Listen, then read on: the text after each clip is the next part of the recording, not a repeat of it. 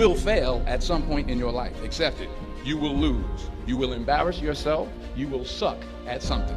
There's no doubt about it. I was a 1.8 GPA one semester, and the university very politely suggested that it might be better to take some time off. I was 20 years old. I was at my lowest point. But here's the thing. I didn't quit.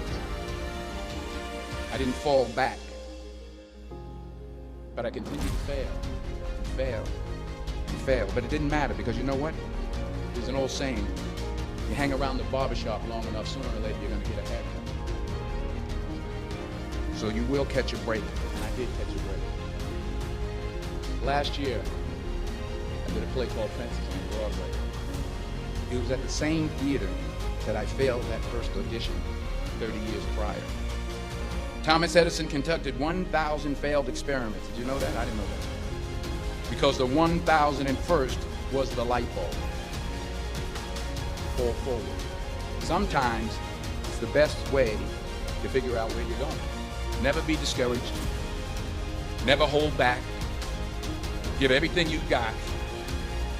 And when you fall throughout life, remember this. Fall forward.